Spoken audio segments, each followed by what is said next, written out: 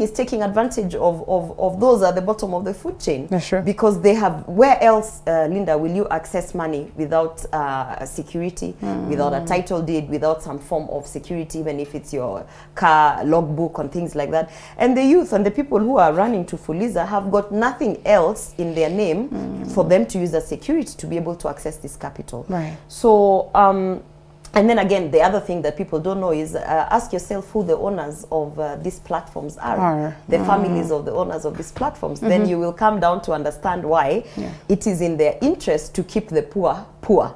Because at the end of the day, you know, it's of great benefit. It's of great benefit to them. So I think going on to 2022 and all the presidential hopefuls and what they're offering us, I think what they should be addressing is how to bridge this gap. Because yes, Kenyans need access to capital, low interest loans for them to set up businesses. If we are going to push for job creation from the social enterprises, we need to set up businesses. How do we set up businesses? We need capital. To get to capital, that has to be addressed.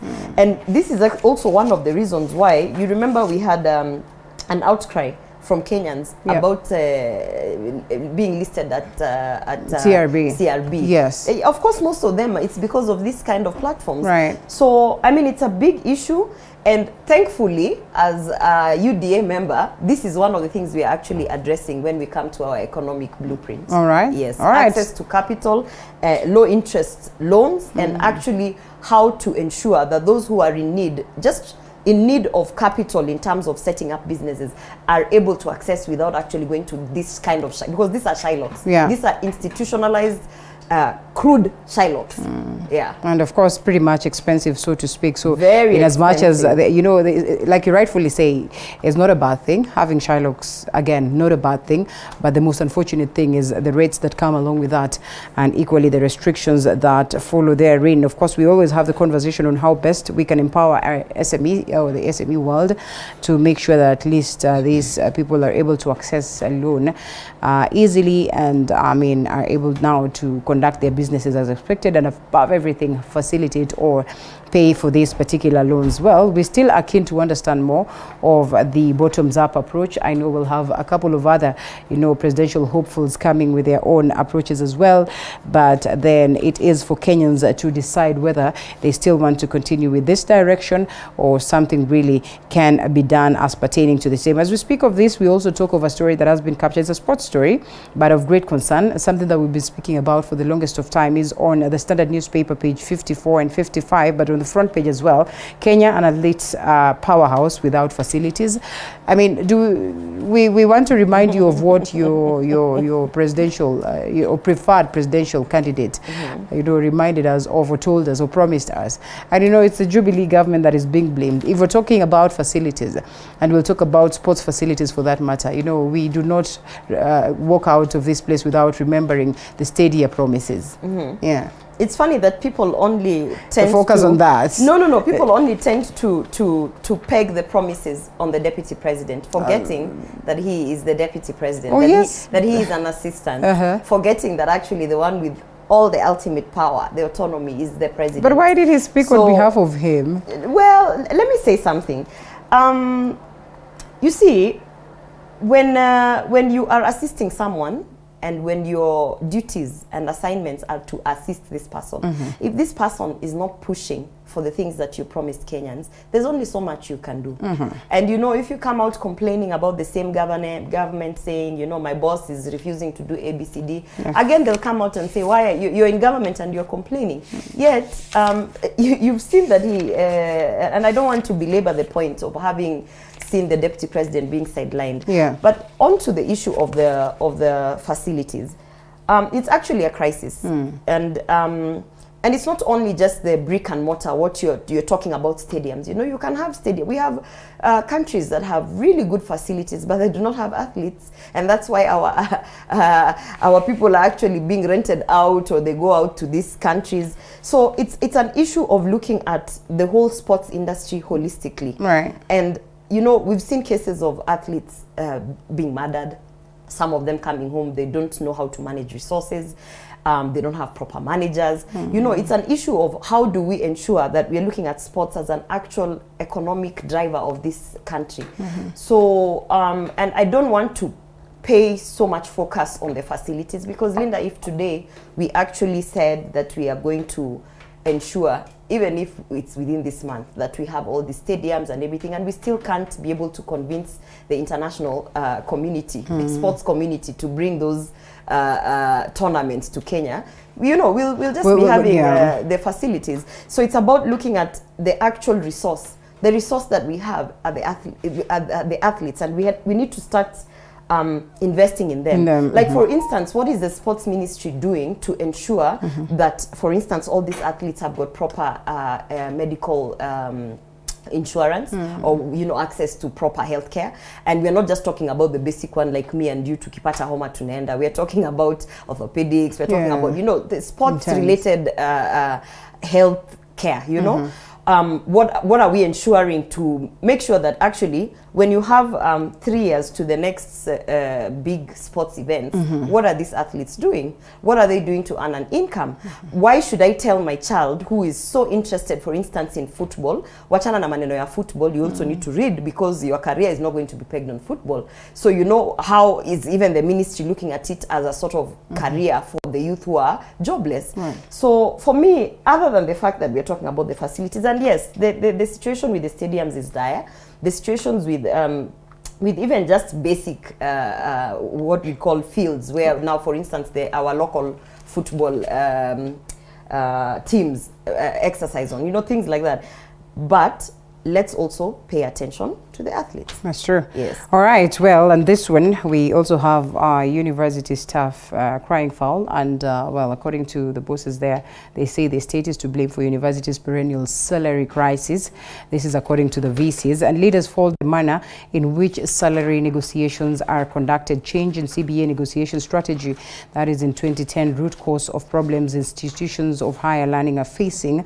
And at the moment, we have seen, you know, JQuart staff downing their tools, saying that, you know, the payments are not being done as pertaining to the agreement that was there 2017 to 2021 as CBA. In this time and age, should we be talking honestly about this, knowing very well that equally so much has been put to the aspect of education? Couldn't be enough, but at least the most basics then of these institutions should be met. That includes making sure that, you know, the people who are working in these facilities are able to get their salaries, and on time for that matter. You know, this is a sign and an indication of poor leadership in terms of management of not only the universities, but this country. Because if you're looking at just institutions, learning institutions, coming out with this kind of crisis, they get funded from government.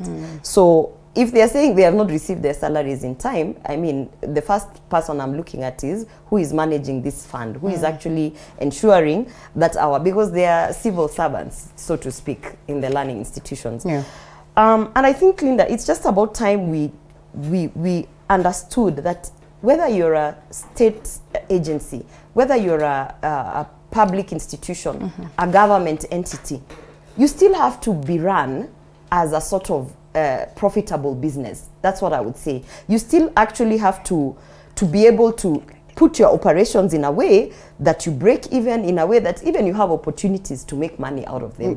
And once, I think we just need to have a shift in mindset in how we run government.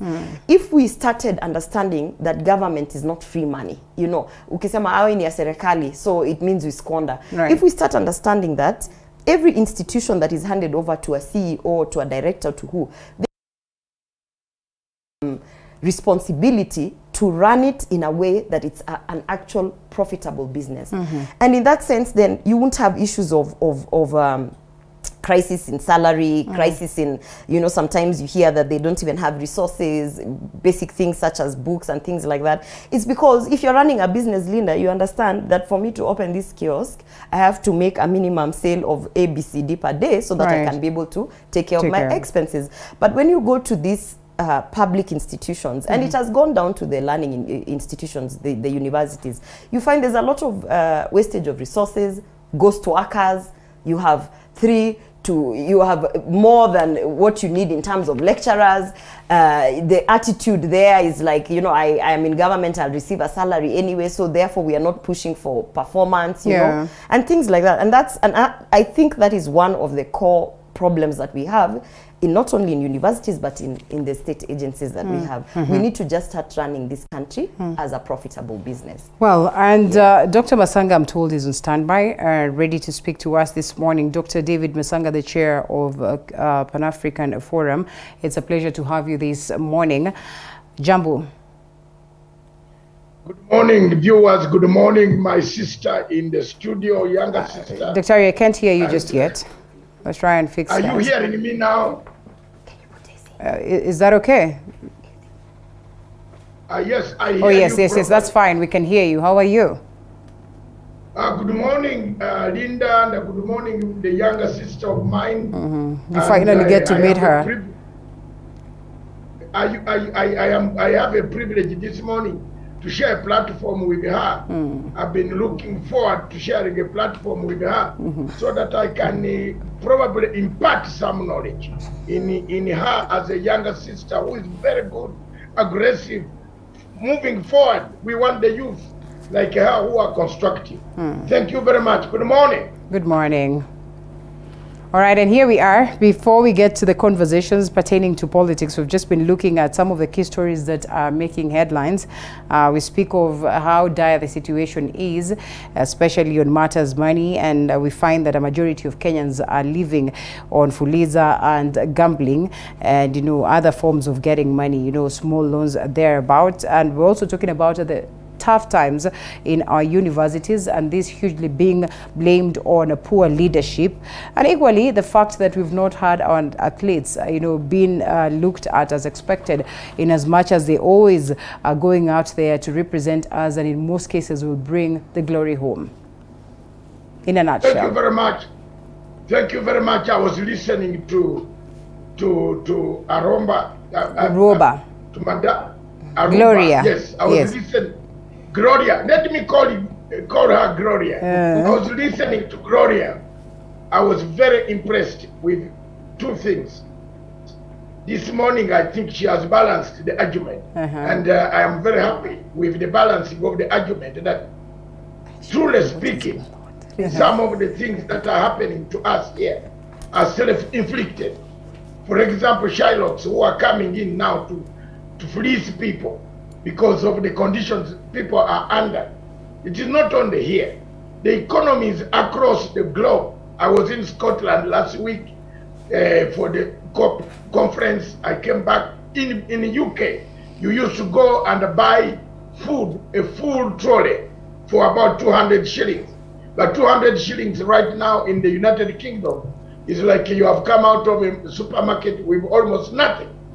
The economies of the world have shrunk. They have come out of COVID-19, and you are lucky in Kenya that we are still having some goods on the shelves that we can look at. But that said, we should not ignore the sense that most of our population, about 60% of the population of Kenya and Africa, most of them are below the poverty line, and they live on handouts from their jobs, from places where they have gone to seek work.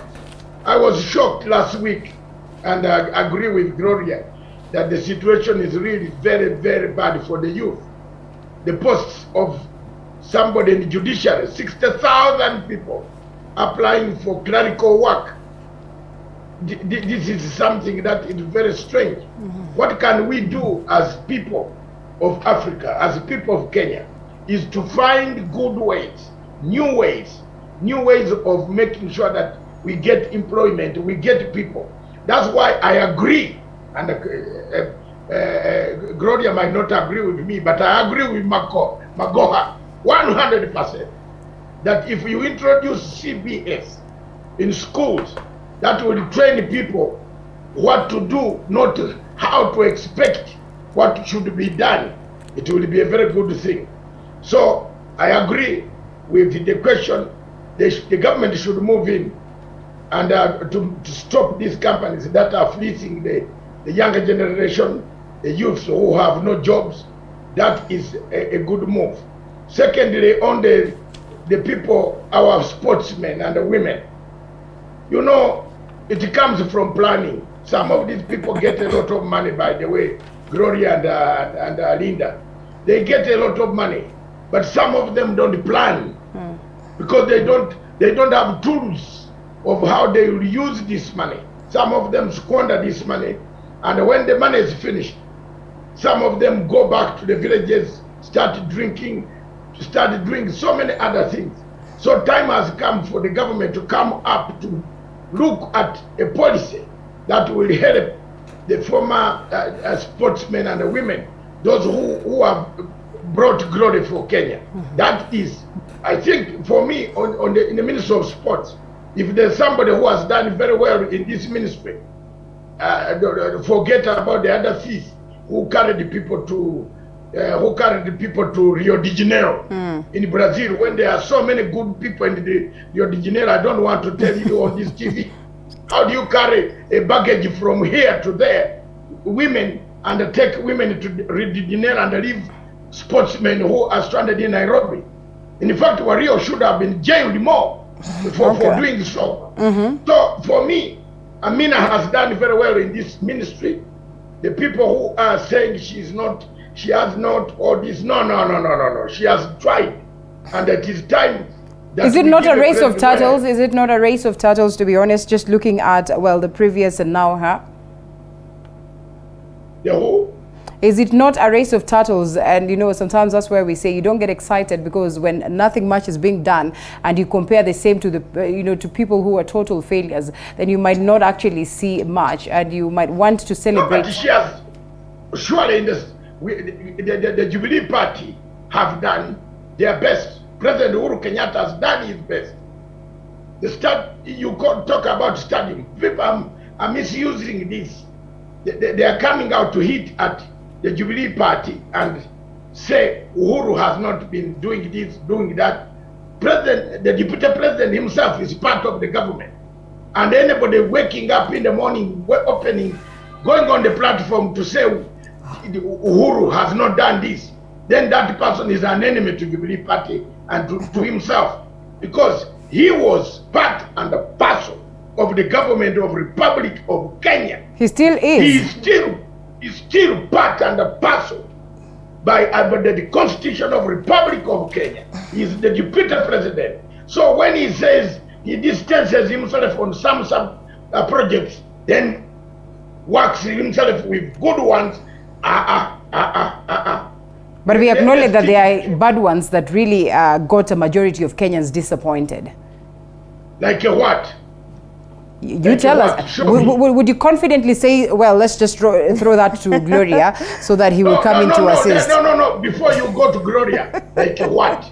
What has Gloria is a Kenyan, and I'm sure she lives here, so she will tell us like what Gloria.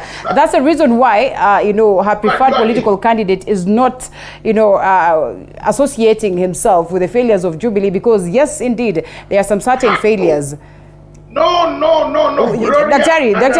Daktari, let's allow Gloria come in to answer you. My sister, no, she will come in. You see, I'm the moderator. I'm the moderator, so I cannot weigh in on this. I can only allow Gloria to do that. Daktari, Daktari, yes, for the first time, I get the privilege to tell another co-panelists, don't be too emotional. Don't be emotional. We are just talking about facts. The fact is that our Deputy President, William Ruto, has been sidelined from government. So he does hold the position of Deputy President, but he actually is not being assigned any duties. And to fault him on certain matters is actually to be blind to the fact that we have one president and we have one deputy. And the other day I read somewhere, someone saying that William Ruto has conducted 130 rallies, I don't know in how many days, while our president has been working very hard and representing us in 10, 15 international meetings and conferences and what. But we are wondering, no one has stopped him from assigning these international meetings and conferences and duties to his deputy. As a matter of fact, it is very strange that he is working hard alone while he has left the deputy president to just campaign because he has no duties.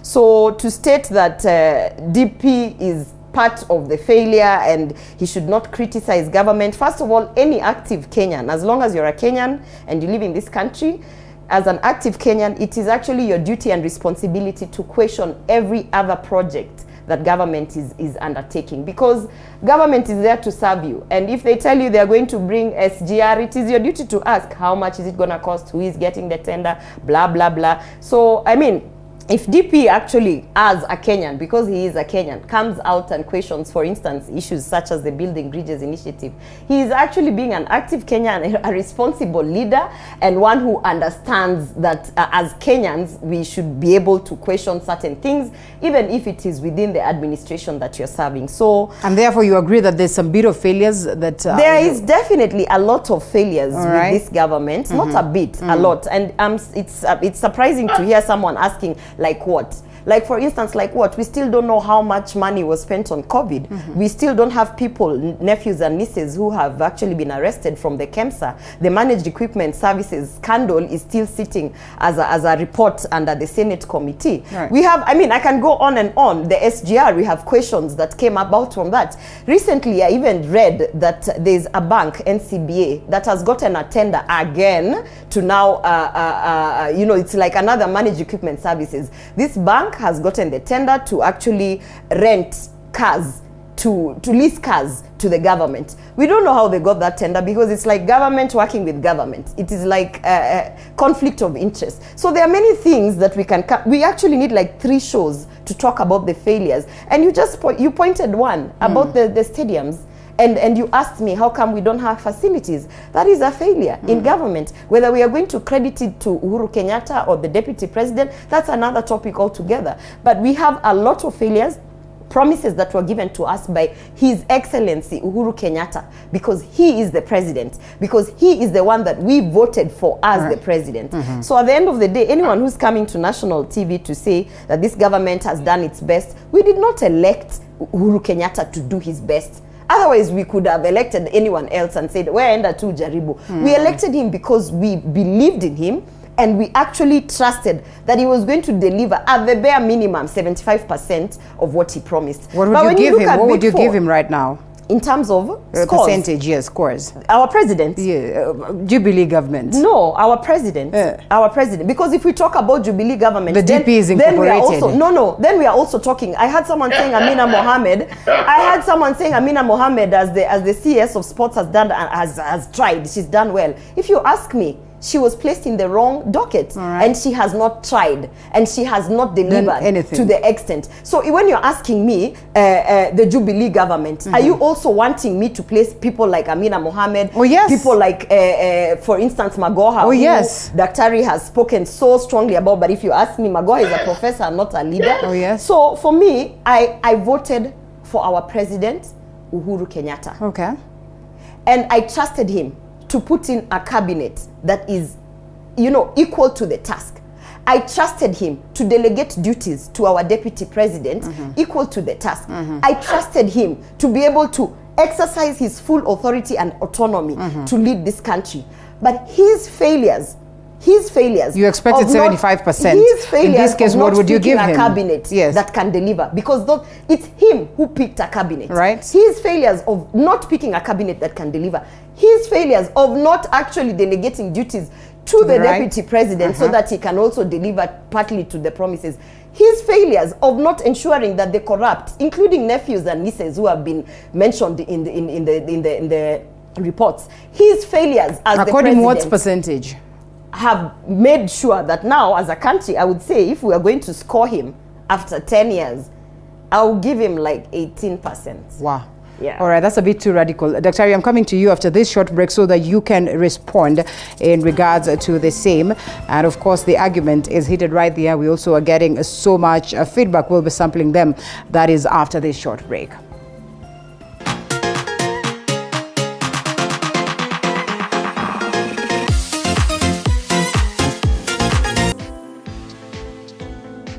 Entrepreneurs around the country are creatively grinding. I started with a borrowed phone. A borrowed phone? Yeah, that could last 2 hours with charge. We just have to do quality work for them. To make their mark in an unpredictable market. It was now going on a sales venture, looking for stockists door to door. On the grind, we bring you their stories so you can tell yours. Every Monday at 7:30 p.m.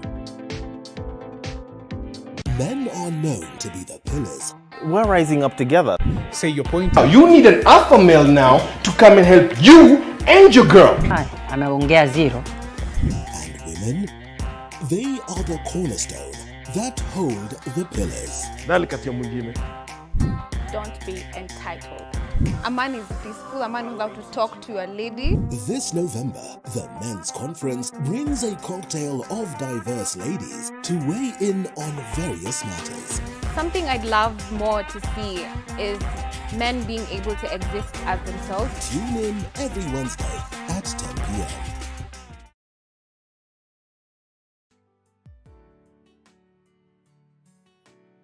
Hello guys, and welcome to Night In with Joy Irungu. Joy Irungu. Joy Irungu. Heartbreak, pain, and tears have been a major part of Night In Season 1. We thank you for being with us on this journey, and for this upcoming season, we will bring you more empowering stories that not everyone is talking about. This is the only show where we keep it authentic.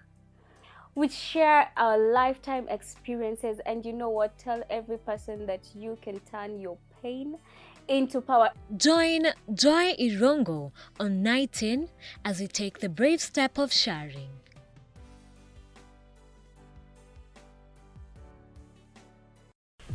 The road to 2022 is becoming tougher. Nyuma ya wheelbarrow kuna economic model. And trickier with each passing day. Niliwaambia washushe chini bei ya mafuta. Political aspirants in a dilemma whether to change allegiance or not. How has Raila and the handshake made Jubilee lose focus? You've seen Raila Odinga flying military choppers. Our people have never been called to Uhuru Park to unite. They have always united out of their own volition. Reduce your madness. Kenyans are suffering. That'd be fair to conclude. I don't want your station to be sued. That Jubilee government has never been able to sponsor any successful project. Every Monday at 9:30 p.m., Pundits Night brings you inclusive and candid conversations with the pundits. We say disability is not inability. Our impairment are not disability. Disability is the barriers put across by the society. Beyond the Limit gives a voice to those abled differently. People with special needs can undertake a job, particularly that is customer service focused, as good, if not better, than people that are 100% abled. We bring you conversations of these great persons, round table conversations, and many more.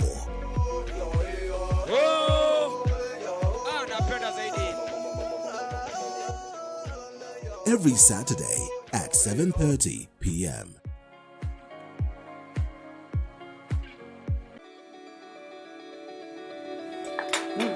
Tasty. 100 anything you want kabisa, like you do not need to add anything. Yes. So the first thing you need as a beekeeper is a beehive.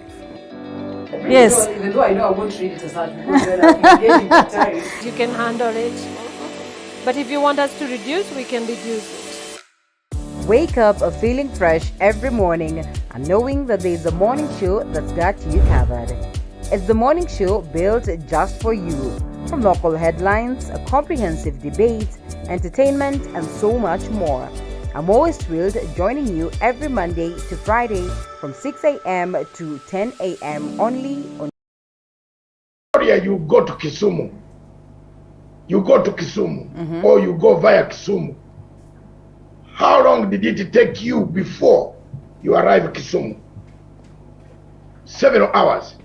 These days, by road, with a nice car, which you have. I've seen your car, because I know you have a very nice car. Okay. You arrive Kisumu very safely and fast. Is that not infrastructure laid down by the Jubilee Party? Yes. First of all, let me go back to deconstructing this theme of a deputy president saying that he is not involved here, he's involved here, this is not me. The deputy president of Republic of Kenya at the moment is a ghost worker. Let me drop the bombshell to Gloria. He's a ghost worker who is earning money, allowances, without work. And there is one thing in African politics which kills all of us. And Gloria asked me why I'm 66 years old. I hate anything to do with morality, which kills my morality.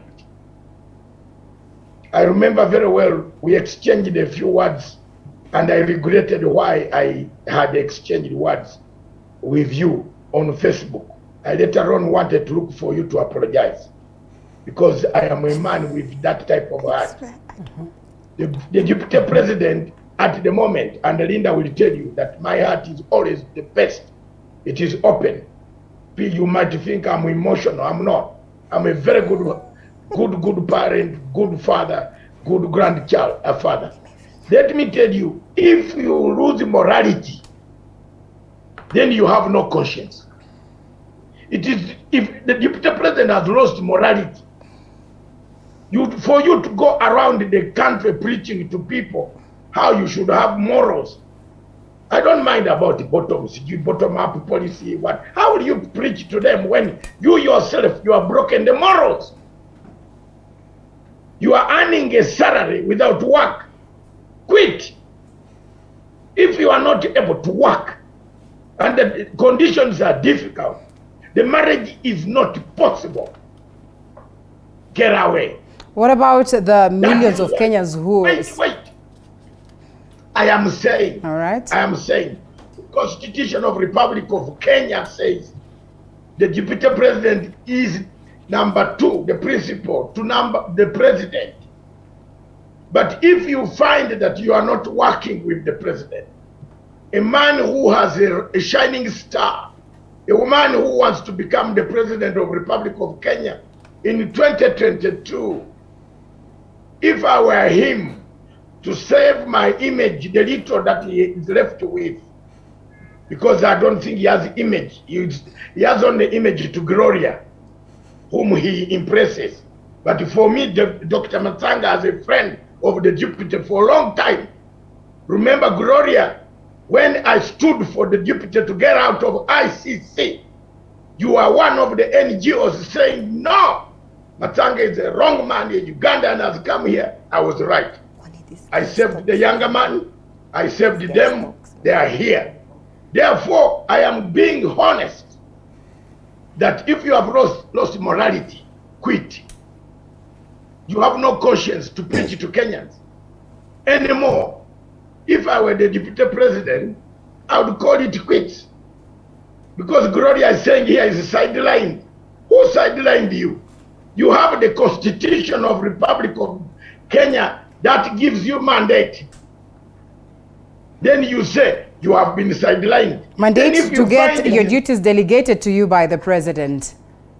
Exactly. Show me one letter where the deputy president has written seeking duties and it has been rejected. Okay. Usiambie watu ya urongo, because we can produce those letters. If they are there, I can. Does it have to wait for that, Dr. Does it have to wait for that? Yes. No, we don't. No, let him come out and say he went to Uhuru Kenyatta that he wanted to go and commission a road in Chavakali or commission a road in Webuye, in Chebutais, in Mount Elgon. All what he goes in those border areas is politics. Dr. You understand where the name Tanga Tanga hailed from, and it's the president himself who said, if you see these people... Yeah? Linda, if you can allow me... Gloria had a lot of time. Yes, all right. If you have also, get 2 minutes more. If you have joined Gloria, I can see. But Daktari, I'm asking a question. I am simply asking a question, and I think that's how a debate should be anyway. Okay, ask the question now. I asked, is it not the president who came on board with the name Tanga Tanga when he said, when you see this young man Tanga Tangaing around, just know it is through my, it's courtesy of my blessings to him. And so, and so that means then he was according him the blessings, and why not now? The president said at that time, the deputy was coming back to say he's going to open a road in Chavakali, in Bongoma, in Mombasa, in displaced projects.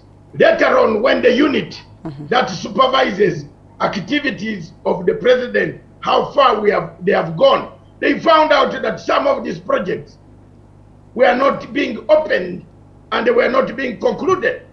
Instead, the contractors who were going on the ground were hammering the money up front, and they were taking money to some of the people. I'm not going to allege. I am not DCI. They actually stand as allegations, Daktari. No, I am not alleging that he took money. I'm saying some of the money, the contractors on the ground took money and they did not complete the jobs. Gloria knows that. I am not saying the deputy president took the money. Okay. And I'm not a young man to say so. I have no proof, but I hear rumors. I have no proof. I'm not DCI. I'm not the court. I am now telling you that the deputy president lacks morality to preach to Kenyans. Daktari, because with all the machinery, no conscience, he should have quit. If you find the marriage is not good in your house, your bedroom is being harassed, your sitting room, you are locked out, you come at the gate, you cannot talk, you quit and become a good citizen and wait. But if you stick there for protection and then you go and criticize the same Uhuru who actually you don't like, who is supposed to give you what to do, then you have no morality anywhere. If I were a voter, like I've been voting in the United Kingdom for 37 years. Don't you think this has politically been a case of targeting the deputy president, and which has worked in favor of targeting? I think targeting him. I think let's also be a bit factual, because even a marriage has got two people in there. Yeah, there is a husband, there is a wife. And not only when one person is frustrated, only the wife must quit. Because equally, the president has come out and said he is frustrated. So can he also quit because he's frustrated? And if we're talking about morality, Daktari, allow me to speak, because you had your time, and you know, as a senior citizen, you should understand how this goes.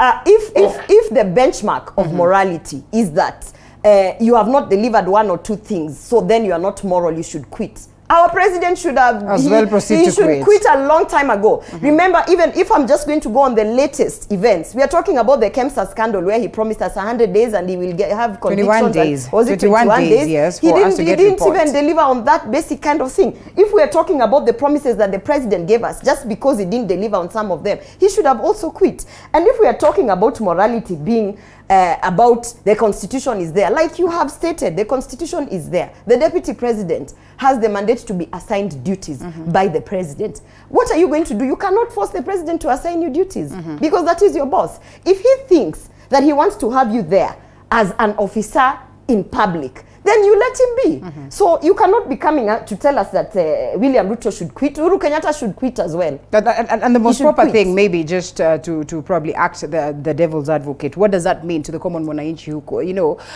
will definitely pay the tax? Before we even go there, I know that Daktari had mentioned about roads. Going to Kisumu now is taking a short period of time. You are going to do roads for people who cannot even earn 100 shillings. Cannot produce nothing. But we also understand that people produce Gloria, and foods this is why, let me tell you something. This is why when we are talking about the bottom-up economic approach, what we are saying is, when you're looking at issues of public investments, when you're looking at issues of things like roads, infrastructure, you're actually understanding that it has to be of value for all citizens. The value cannot just be pegged to those who are able to drive. The value cannot just be pegged to, it has to be value to all citizens. So when you're looking at, we are going to construct, for instance, the SGR, or, you know, which has now, you remember we were talking about the railway to nowhere, and we were asking why the destination ended there.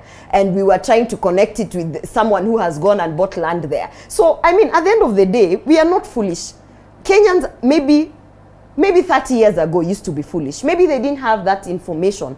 But we are in 2021 where even today, my grandmother, I can be able to show her, by the way, hiyo really wanakuambia wanajenga, hiyo inaenda tu kwa familia moja, hiyo ni kazi inafanya hapa na hapa. But notably, Gloria, you also understand the importance of infrastructure. Yeah, and I mean, let's give it to President Uhuru Kenyatta. Here's my thing. We're coming to you, Daktari. Daktari, you have had like 20 minutes. No, he did not have 20 minutes. Let's be fair for a moment. Your last point so that we can go to him. He has to also allow me to speak. All right, what we are pushing for is fair systems. Fair systems, meaning that we are not saying that infrastructure is not important. And we are not saying that by all means, let's not do railways and roads and highways and whatever. What we are saying is, we also have to understand that there is a majority of Kenyans who are living under $1 a day, whose dire needs at the moment should be some sort of income, whose dire needs at the moment, I mean, literally, there are places you go, you have a proper road, and on both sides are slums. You understand? And on both sides, the situation of living is so dire that, you know, I keep telling people on my campaign because, you know, I'm running for MP Bobasi, is that hamtakula nikiwajengia barabara hapa leo, hamtakula barabara. But there needs to be a balance, long-term and short-term solutions. There has to be a long-term and short-term, but most importantly, fair systems so that all citizens are valued. You remember there was a time when we were doing the highway, the Thika highway, and people said, kwani hii kitu tu wanataka kuifikisha Mount Kenya and to the airport. How come tujatengeneza ABC? So when we're saying but like Daktari says, isn't it so instrumental? It is time that we start recognizing first that there are people who exist who have other needs. It is time that and that's why when people make fun of the bottom-up economic approach, what they don't understand is that approach is there. A to point B has been a factor, has been an issue, and therefore some of these roads come in handy in making sure that you know, the aspect of food you know, security is one thing that is looked into, and therefore we can not as well castigate some of these projects that have been done by President Uhuru Kenyatta. It's all in the creation of balance. Dr. Masanga, as you come to respond to Gloria. Gloria needs a lot of lessons outside the studio with me. And I'm going to in fact, I will take a journey one step forward to look for her. And I will sit. No, thank you. On table. I want to argue with her for even 10 hours. And show her Jerusalem. Okay. No, thank you, Daktari. I will pass on that. I will show you Jerusalem. I'm telling you, you are in Damascus. My sister, my younger sister, you are in Damascus. You are going to Damascus. Come to Jericho. What is this that is in Jericho, Daktari? What is this that is in Jericho? What is in Jericho? When we're talking about starvation, the president himself declaring that, you know, as a disaster and nothing much is being done. What is there in Jericho when we go to the supermarket and the commodities, the prices are extremely expensive? What is it when, like, can I tell you what is in Jericho? Right. What is in Jericho is we are about to enter Jerusalem, and that's what Uhuru has done. He was about to do you know how many times we've been given that promise? Why would we bank on this one? Why would we trust this one? A president who's got barely 9 months to exit the stage. I thought I am answering. All right, please. I'm answering answer, Daktari. I'm answering Gloria, but now let me answer both of you. All right. Because it looks like you are not yet convinced that what Uhuru Kenyatta has done is worth it. Okay. I've seen Gloria. Gloria, you have been going to Mombasa on SGR. I have photos of you having gone to Mombasa on SGR, which you are condemning today. And I don't want my sister for me to produce these photos, or I am a deadly guy when it comes to well, Gloria does not dispute that in any way, and that's okay. I'm not disputing it. Can I make my point? Yeah, but I'm not disputing it. Can I make my point? Please do. Can I make my point? Please do, Daktari. My point is, Gloria comes to a national television underrates the importance of all the projects that Uhuru Kenyatta has done. But at the same time, here she is. And for me, if she said she has never used SGR, she has not disputed that. I promise you, within 20 minutes, I'll drive to your studio with my driver. I will deliver you the tapes. When she has not disputed that, Dr. Let's go to the point. Now, let's get to the point. You cannot have a bottom-up economy with corruption. Whatever policy that William Ruto is bringing, that is his policy for his party. I have nothing to stop him from talking what is not worth it. Because that is not worth it. We look at models that have worked elsewhere. And these UDA people include especially this younger sister, this younger daughter of mine, always thinking the policy of UDA or bottom-up is very good. Let me tell you the worst mistake that you are making is that the man in Singapore who created a bottom-up policy, do you know what he did to his friends? He killed them and locked them in prison for corruption. Yes. I want to tell you, sadly, this morning for Gloria to note that Uhuru Kenyatta is a very good president. If he had not been a good president, his deputy would be in a committee. How is that good for the common Mwananchi if at all there is evidence to substantiate that argument? Why are you coming in to cut my... I'm just asking, Dr. I'm just interjecting. All right. He would be, let me tell you, he would be, let me tell you the truth today. He would be, if you talk about bottom up, how will you bottom up when there is corruption? When everybody, it is only Gloria who has no crime. And I want to thank you, Gloria, for don't get involved in anything that will take you for corruption. But why is there corruption, when President Uhuru Kenyatta is at the top of the rest of the members of UDA, all of them who run, those who talk too much on TV, except Gloria, I haven't heard anything. Okay. I have not heard about corruption charge on you. The rest are corrupt. They should be looked up first.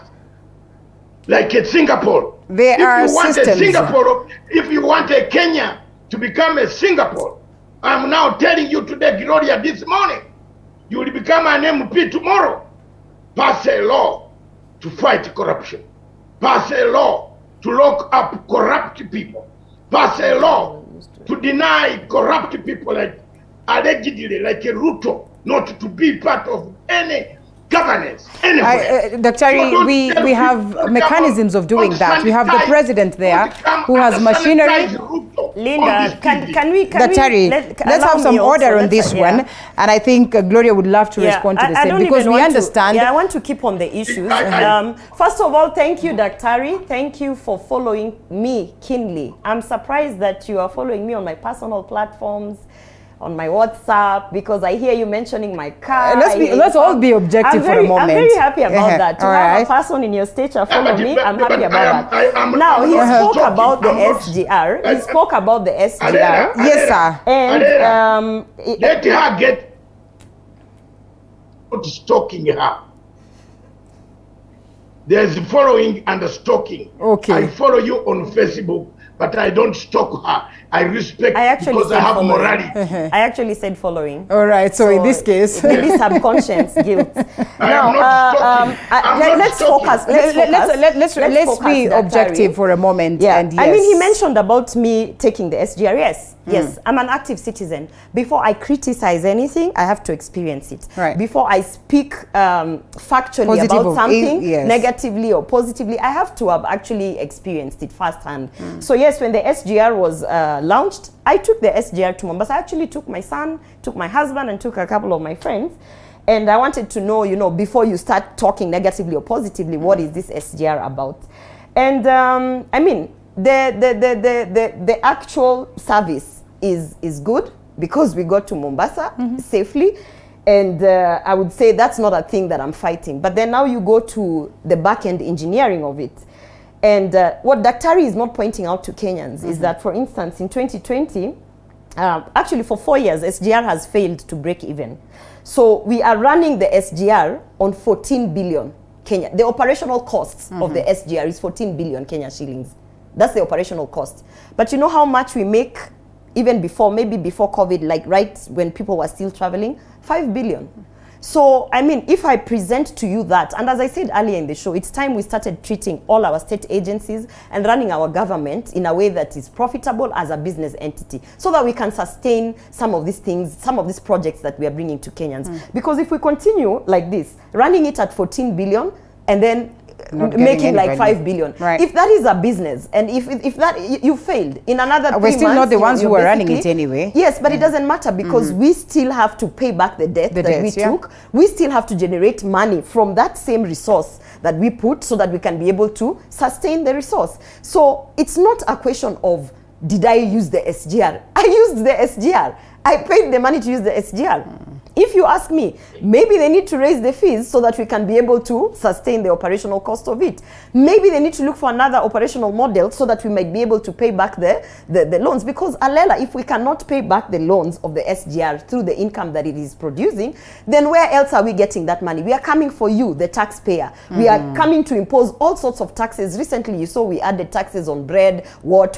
So if I'm going to bring you a resource as a leader who has morals, who is responsible to understand that we have to pay back that loan. If I'm going to take a loan for a matatu and say I'm going into the matatu business, the matatu must be able to bring me money so that I can pay back the loan. And if it can't, then I must ask myself, where am I getting that money? Then will I start going to my husband or to my children to pick for, you understand? That's exactly what is happening with the SGR. We got a resource which by all means works. Nobody is disputing the fact. But how are we able to manage it? How are we able to make sure that that resource is actually not going to deplete our finances to an extent that at one point it's going to go on a standstill and it will become a ghost project? So for me, it's not about just the face value of things. You know, people say that munafaa mfurahi, sasa mumewekewa expressway. Yeah, but then ask questions. How much am I going to pay? Who's going to run that expressway from the airport? Who has that contract? How much taxes are coming down? Alela, you're would we have gotten it to would we have gotten it in a better facility? Yes. That's it. You know, on the front page we have the Shylocks, the institutional Shylocks, Fuliza. The question is not about the institutional Shylocks. It's about the gap. People wanting to access capital. So the question here is not about the big projects that Uhuru Kenyatta has brought for us as SGR, and it's about how are we going to actually pay back, and has he actually thought through about the implications that if we are not able to pay back through that resource, what does that mean for me as an active Kenyan? Well, he exits the stage. I don't know what he leaves behind. He leaves us with debt. All right, we take a short breather. We take a short breather. Daktari, unfortunately, the breaks fall on your time, so we take a quick break and then we come back with you.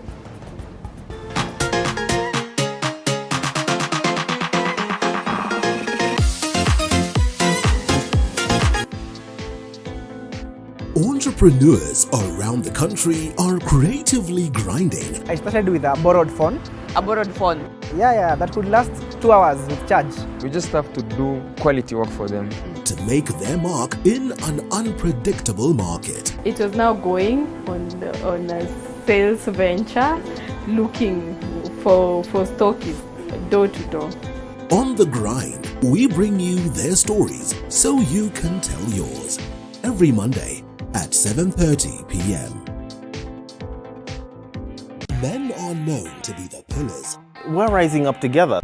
Say your point. You need an alpha male now to come and help you and your girl. Hi, ameongea zero. And women, they are the cornerstone that hold the pillars. Don't be entitled. A man is peaceful, a man knows how to talk to a lady. This November, the Men's Conference brings a cocktail of diverse ladies to weigh in on various matters. Something I'd love more to see is men being able to exist as themselves. Tune in every Wednesday at 10 p.m.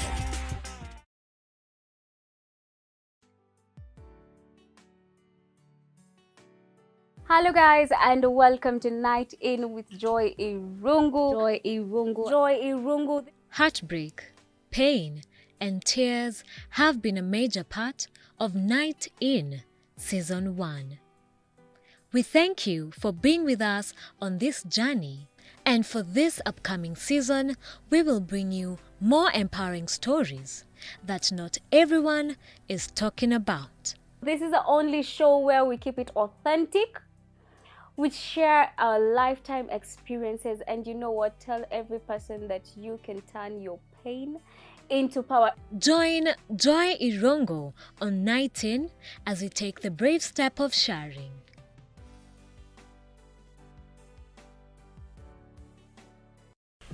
The road to 2022 is becoming tougher. Nyuma ya wheelbarrow kuna economic model. And trickier with each passing day. Niliwaambia washushe chini bei ya mafuta. Political aspirants in a dilemma whether to change allegiance or not. How has Raila and the handshake made Jubilee lose focus? You've seen Raila Odinga flying military choppers. Our people have never been called to Uhuru Park to unite. They have always united out of their own volition. Reduce your madness. Kenyans are suffering. Would it be fair to conclude? I don't want your station to be sued. That Jubilee government has never been able to sponsor any successful project. Every Monday at 9:30 p.m., Pundits Night brings you inclusive and candid conversations with the pundits. We say disability is not inability. Our impairment are not disability. Disability is the barriers put across by the society. Beyond the Limit gives a voice to those abled differently. People with special needs can undertake a job, particularly that is customer service focused, as good, if not better than, people that are 100% abled. We bring you conversations of these great persons, round table conversations, and many more.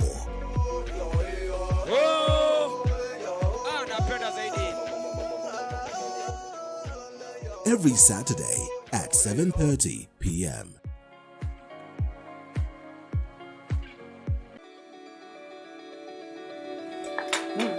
Tasty.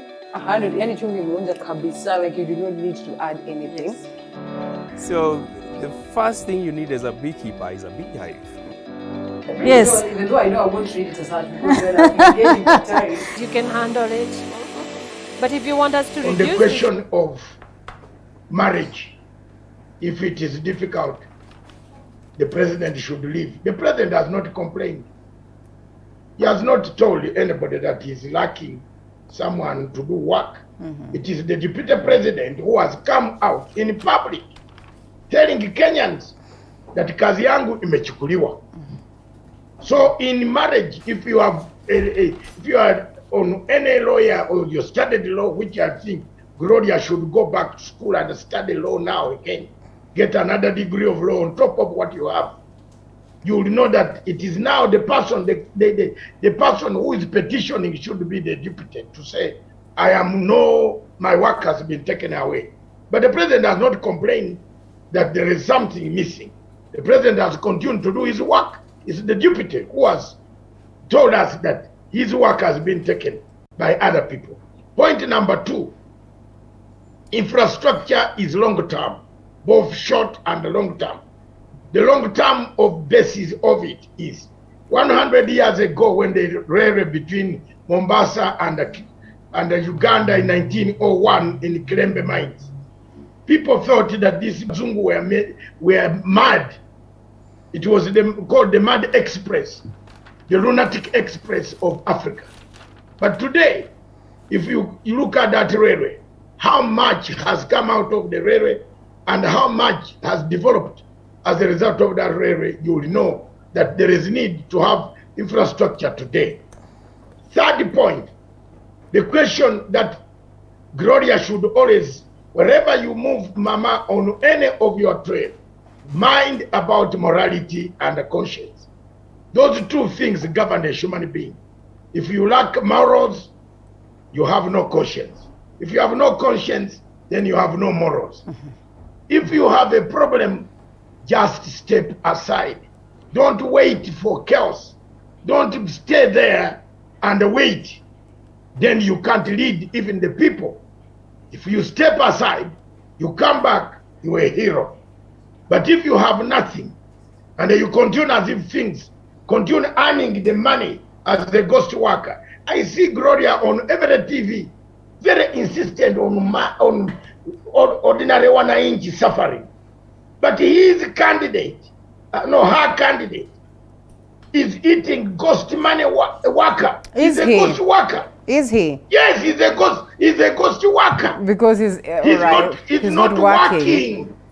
He's not working. He's doing rallies. And he's earning allowances. How many policemen were in Kisumu yesterday earning allowances? We are paying a ghost worker. How many people have been going to 135 rallies?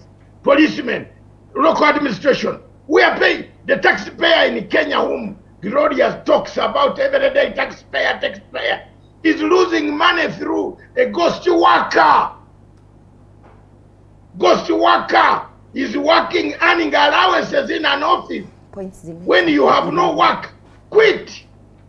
Well, it's evident that the DP is not going to quit, and he said he's not going to quit. So moving forward, we have to have. Then he has no morality. Don't you? But anyway, time isn't time out anyway. It's time out, Daktari. I want Kenyans to judge.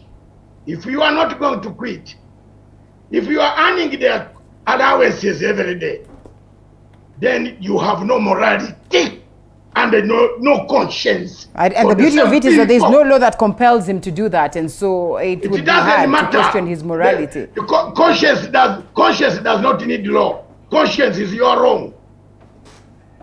Yeah, conscience is your wrong. That's Linda, true. Linda, Linda, That's true, Linda. Alela. I agree with you, Daktari, that we don't need a law for morality.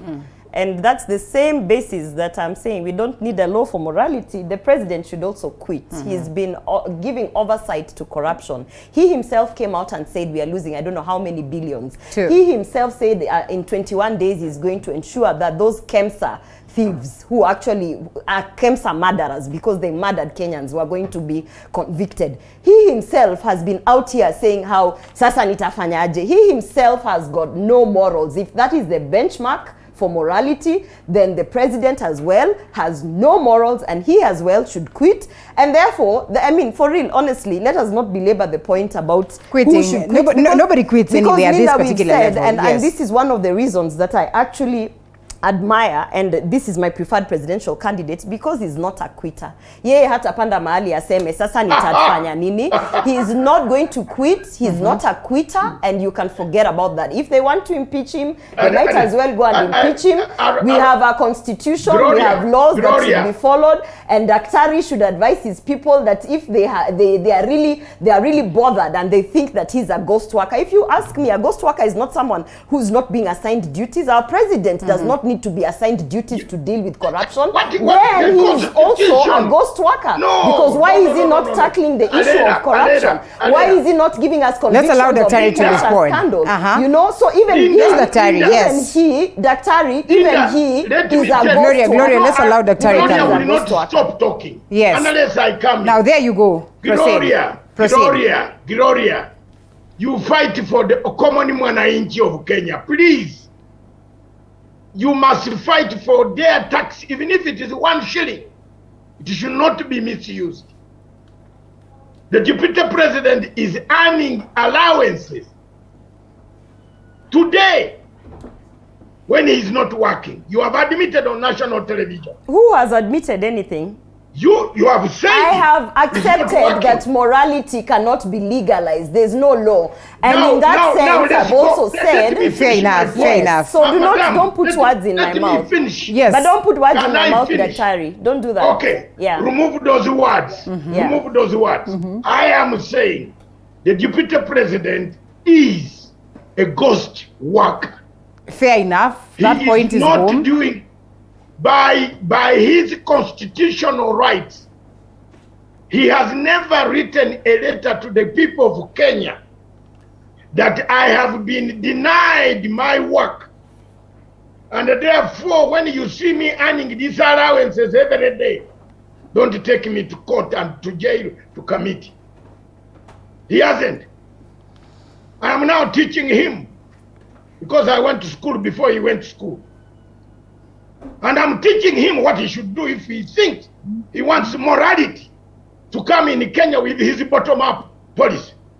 Let him come out publicly and say my duties in black and white. Well, that is not going to do, Daktari. That is not going to do. Daktari, that is not going to do. First of all, Daktari, he's not the one. He's not going. He's not the one to if define his says, duties. If someone sits on national TV, All right, ladies and gentlemen, Daktari, we need to be objective, like I said earlier on. And now, I guess we're going to shelve this conversation. First of all, Gloria, we have to shelve this one for a moment for other purposes. And we cross over to what happened in Kisumu County, because we all agree that there is a problem that needs to be fixed. But the deputy is adamant that he's not going to step out. And anyway, alongside the president, he was elected by the people of Kenya. We wait for the NDC meeting of Jubilee. We wait for the NDC meeting of Jubilee and get to see what then will happen. Worry not. What played out in Kisumu County yesterday? Linda, please allow me to just say, if the deputy president is a ghost worker, our president is also a ghost worker. Well, nobody is a ghost worker. It's about delivering to the Kenyans. And actually, we put a disclaimer on that. Yes. That is the view of Dr. Masaga. So now let's talk about Kisumu without being emotional. Let's talk about Kisumu. What we saw yesterday, and it's very unfortunate that we are actually even talking about incidences of violence when we have a presidential candidate going out to sell his agenda. We have witnessed Raila Odinga going to Eldoret peacefully, and he went out there, he sold his agenda, nobody threw stones at him. And if you want to call that the backyard of William Ruto, that was the backyard of William Ruto. We have witnessed Raila Odinga going to Mount Kenya. Nobody threw stones at him. So for me, and allow me to say this, it was just about time. If we were being told that the handshake was to propagate peace and unity, was to actually convince Kenyans that, you know, politics is just politics and we shouldn't really put too much into it, then you can see how deceitful the handshake was. But why do you put this on the head of Right Honorable Raila Odinga? It is not evident, it's not clear that he has put a hand on this. Really? And so we are speaking about Kenyans that are of sober mind. If at all we are going to go with the reports that are out here, you've also seen that one that speaks of the fact that these were, you know, supporters of the DP and it was campaign money and these were people from his side. And so it will be a little bit misplaced and unfortunate to put this That's a fair question to ask. But in the same spirit, every time I go on national TV and say that, listen, Raila Odinga is not even a deputy president. He's a former prime minister, which he got through a handshake and through the violence that we are actually talking about. And I'm told, no, you have to understand that he's a leader who commands such influence and he needed to be sat on the table after the violence that was there.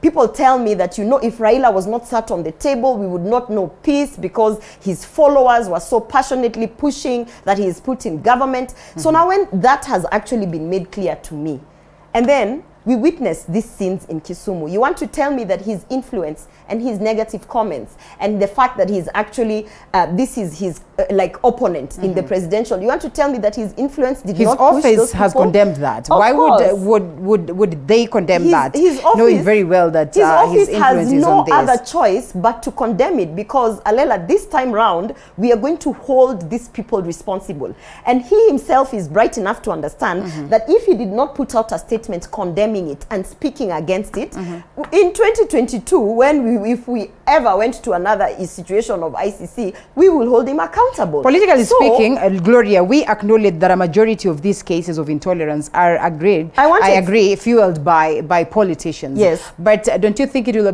be a little bit fast? First of all, I wanted to say that the statement that was put out by the police, saying that, stating that actually they had warned the DP because those are allegations. And I'm telling you, I'm very much involved in most of these tours and things. There is nothing. There's no mobilization money. That is now another narrative that that what I call the system, and this is what I'm saying, the system is trying to introduce that all these people that you see out here when they follow DP, that they have been paid. Nobody has that much money to pay those kind of crowds. Have you seen the crowds? You can confidently say that? There is no money that was actually put out for any logistics, for any... As a matter of fact, if you look at the vehicles that were stoned, if you look at the vehicles other than yes. the DP's vehicles, you will see vehicles of aspirants. All right, you hold will it right see vehicles of people who personally leave their homes wherever, even from Nairobi, from different parts, and they decide they want to accompany their leader. Hold it, so when Gloria. you say they were mobilizing, are you also saying that, for instance, because I had a couple of my colleagues that were in that rally, that they were paid money at there's nothing like that. This is a movement, and like any other movement, people actually resonate with what is happening, and they offer and volunteer themselves. And if this is mobilized, and if this is what plays out, Gloria, and you have the confidence that no money was dished 100%. out, if this can be believed, why is it then that you do not believe that probably the Right Honorable did not have anything to do with this? You know, he might not have he might not be the directly. one that directly Remember, we're talking about same Kenyan women, no. Kenyans. What I'm trying to say is the thing that I was educated about. Okay. That Raila has command of his people. Which is true. Which is true. Right. Which is true. And if they feel that they do not want to see his opponent in this Is it not area, the same Kondele that then it is celebrated that the command, DP at some point in time? Then it is that command that they actually use, and they say, oh, wacha tuangalie mtu wetu turushe mawe. Not the same Kondele that celebrated the DP. That Do you know, it will be a fallacy to say that all Luos are stone throwers. Hold it. So you can't say that. You can't say that. We have,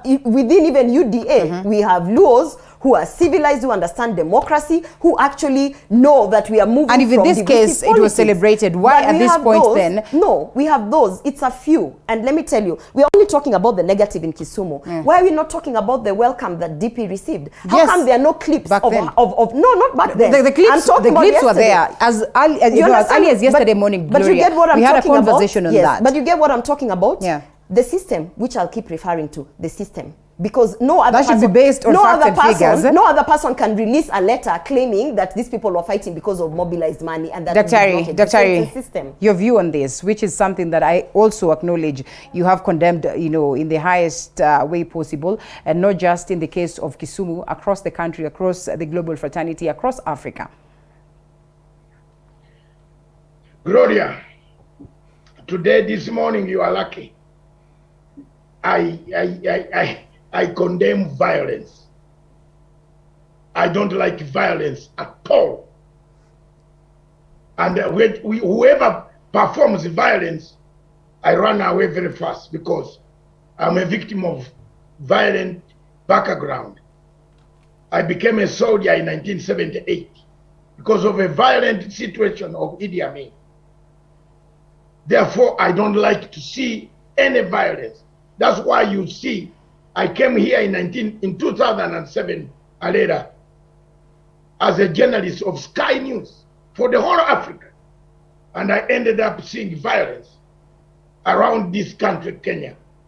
I ended up messing myself, losing my job by standing firm to expose something which was very wrong, which was not done properly by Ocampo.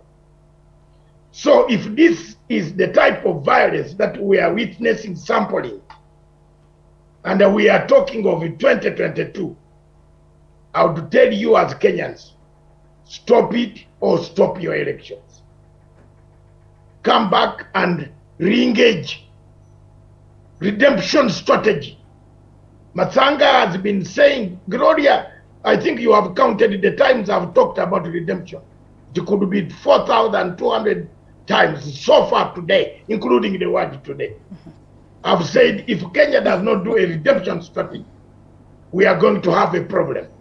I don't like violence at all. What happened in Kisumu is not the thing that should happen anywhere, whether Ethiopia, whether you can see, I condemn, I don't like it. 2, the police have issued a statement. Despite the fact that previously I have said the DP is a ghost worker, but he's still a government official by constitution. The DP was given intelligence. You know, let me also tell Dr. William Ruto, my younger brother, when the people who know have given you intelligence and you're a leader, take it. The police gave intelligence prior, and Gloria don't say there was no intelligence. The DP shares intelligence, national intelligence. Please let him not lie to you that he doesn't get national intelligence given to him by the officials of the police, that, sir, this area where you are going, there could be trouble. So when you see as a leader, when you see such things, avoid. But this does not give a card, free card, to the people of Kondele to stone people. Is not acceptable. Dr. Masanga, allow me to interrupt you briefly. I'm coming back to you. We picked this call from Cornelius, who is calling us from Kawangware. Cornelius, Jambo. Yes, good morning, Alela. Cornelius? Hello? Jambo. Yes, good morning. Karibu sana. Thank you. Good morning. Yes, nafurahia sana mjadala ambao uko sasa hivi. Ndio. Na naheshimu sana ndugu yetu Masanga na dada yetu Gloria Roba. Lakini ningependa nidipe kidogo na Gloria. Ndio. Kwa sababu I want to believe ya kwamba Kenya hii tunahitaji wale watu ambao wanaelewa ya kwamba we are in different times. We are, right now, the politics we are playing right now, ni ile politics ya transition. Na kila mwanasiasa yule mwenye anataka ku ascend to power lazima atafanya kitu yenye ataonekana ya kwamba either anakuwa demonized for the things yenye labda hajafanya, ani ana play ile wakati ambao inamfavor yeye. Na nataka niambie Gloria ya kwamba baadaye she doesn't have any content. Kwa sababu haongei, atuambii sisi vijana ile kitu yenyewe tutapata. Hata wao wanatuambia tu bottom up, na aniambii mimi kama Cornelius tunakaa hapa Kawangware. Tusiseme kwamba hana content, lakini tuseme kwamba labda the bottoms up aieleweke vizuri, ndio? Yes. Aieleweke, mimi this is very well with me. Hawezi ukaniambia bottom up nitakuinua from chini and you are not giving me ile platform yenye mimi nitafanya biashara yangu, kama nauza hapa mtusha hapa Kawangware nitafanya biashara yangu na niweze kueleweka. Unaona? Unanipata? Ndio. If at all kama ni bottom up right now, our DP ako kwa power, wanasema they have the majority. Mbona wasilete ile legislation yenye itanifavor mimi niweze kupata ile conducive environment na kufanya biashara zangu? Ndio. Otherwise mchezo watatuambia ati bottom up wakiingia. No, they have the mandate, they have the machinery right now. Let them do it right now. All right, fair enough. Yes. Gloria will come to respond to that, Cornelius. Thank you so much for speaking to us all the way from Kawangware. Back to you, Dr. Masanga. As I was saying, you see, exactly, the people watching us are seeing the truth. A deputy president is given intelligence prior to going to any place. Because Gloria has said he is not a quitter. He will never quit. Yes. Now he must accept what the police tell him before he goes to any rally, if he doesn't want to leave the place. Number 3, you cannot go to Mara Reserve Park and Tafo and say, I've brought you meat, but I will bring you more meat. You tell the lions.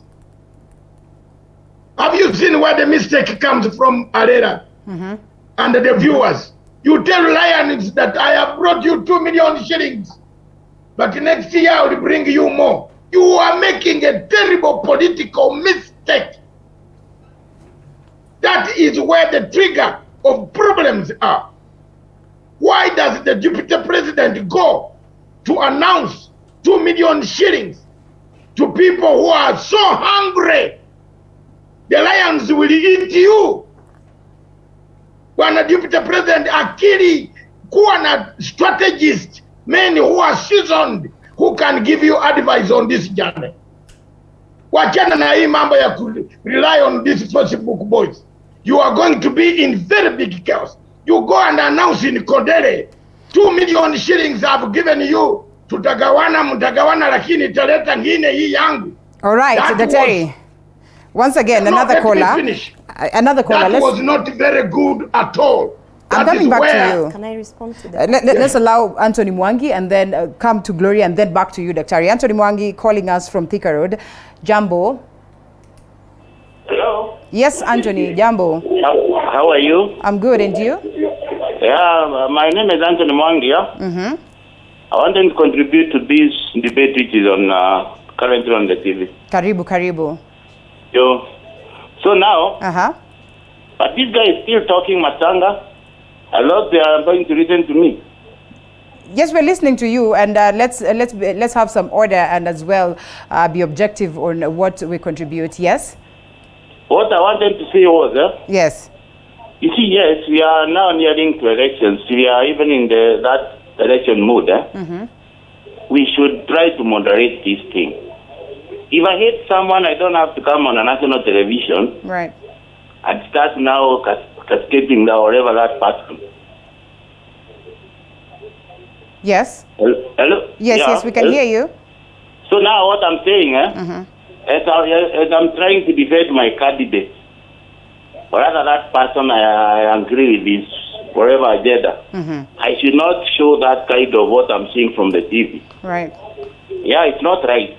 It's not proper. And I think, well, the panelists this morning hold different positions or necessarily, but at least President Uhuru Kenyatta is exiting the stage. So they really are not probably keen, but they are in support of President Uhuru Kenyatta. On the other side, Deputy President William Ruto. I agree. We need not to castigate the others just because we do not agree with them. And that's technically what we are condemning right now as pertaining to what played out in Kondele. I'd want for Gloria and Daktari to equally give their views as pertaining to the arguments of the people who are watching this morning. But first we take a short break and then we come on that very note.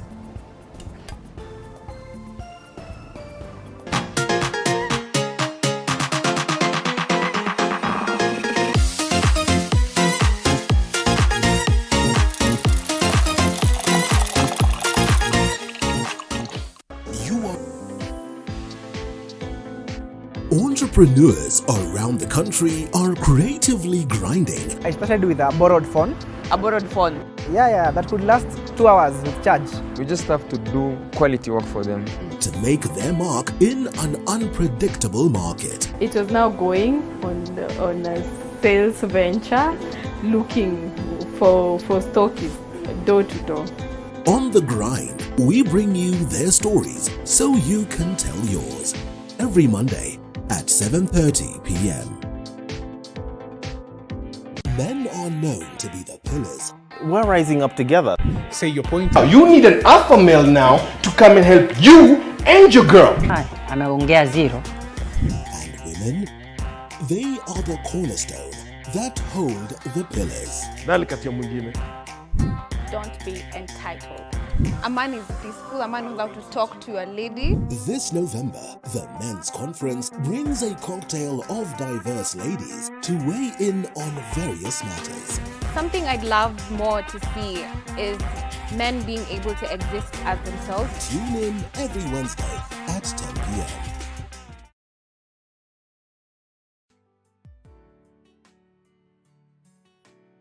Hello guys, and welcome to Night In with Joy Irungu.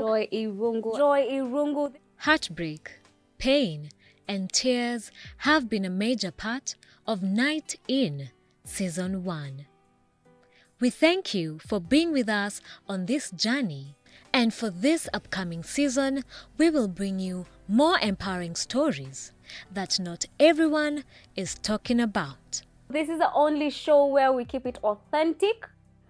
We share our lifetime experiences, and you know what? Tell every person that you can turn your pain into power. Join Joy Irungu on Night In as we take the brave step of sharing.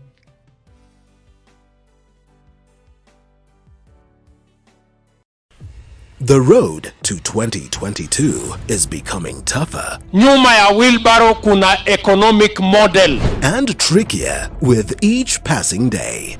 Niliwaambia washushe chini bei ya mafuta. Political aspirants in a dilemma whether to change allegiance or not. How has Raila and the handshake made Jubilee lose focus? You've seen Raila Odinga flying military choppers. Our people have never been called to Uhuru Park to unite. They have always united out of their own volition. Reduce your madness. Kenyans are suffering. Would that be fair to conclude? I don't want your station to be sued. That Jubilee government has never been able to sponsor any successful project. Every Monday at 9:30 p.m., Pundits Night brings you inclusive and candid conversations with the pundits. We say disability is not inability. Our impairment are not disability. Disability is the barriers put across by the society. Beyond the Limit gives a voice to those abled differently. People with special needs can undertake a job, particularly that is customer service focused, as good, if not better than people that are 100% abled. We bring you conversations of these great persons, round table conversations, and many more.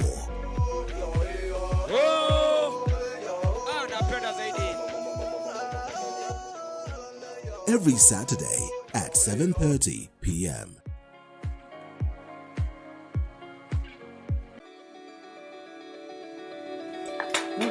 Tasty. 100 yani chumvi imeonja kabisa, like you do not need to add anything. So the first thing you need as a beekeeper is a beehive.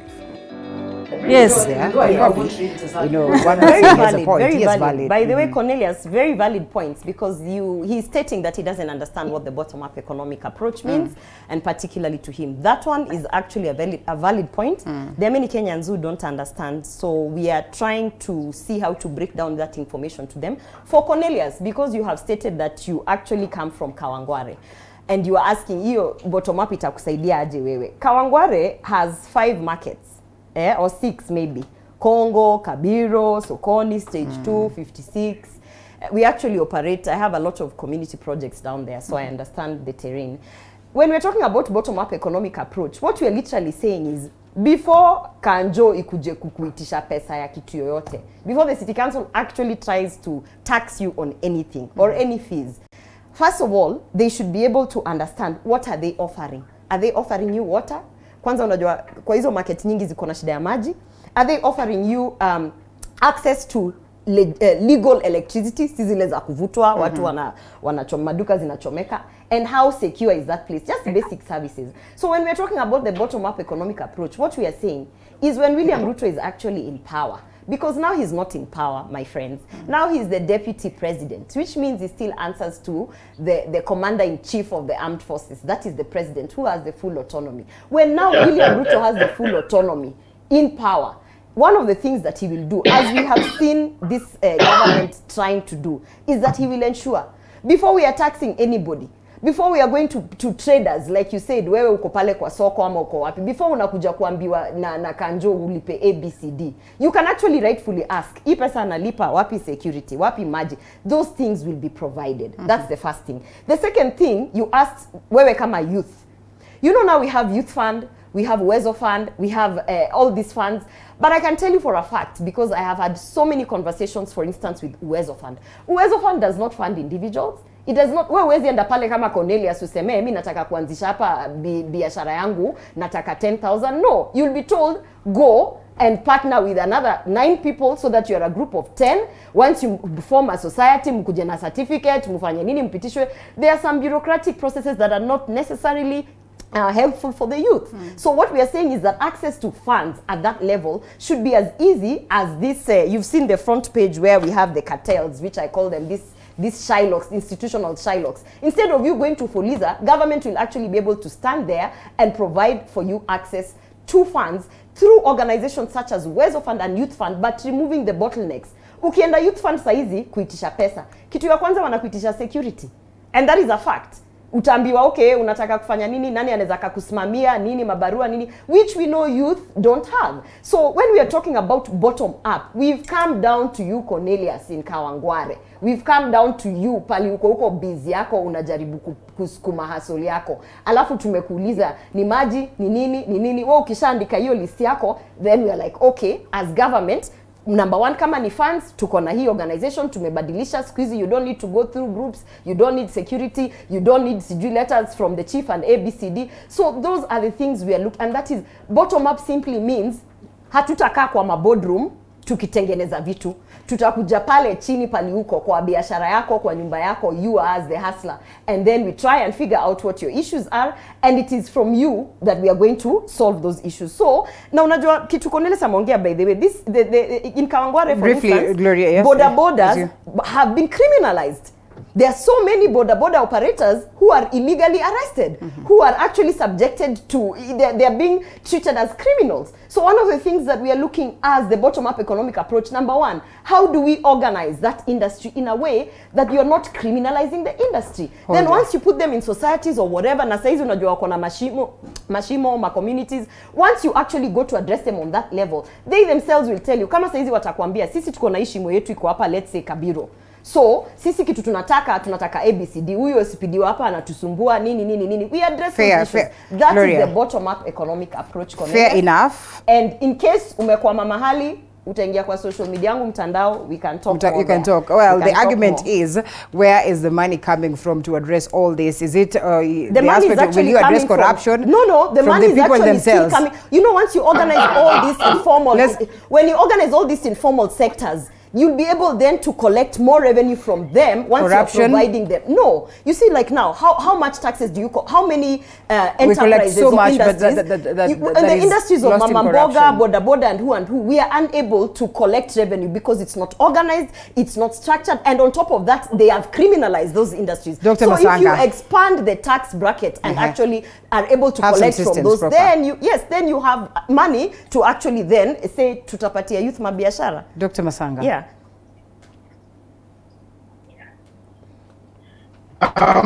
Gloria, don't play politics of martyrdom.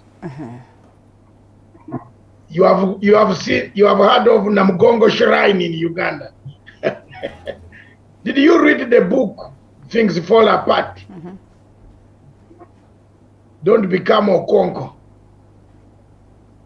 Listen to Mafia Clan. That the white man has put a knife on the things that held us together, have fallen apart.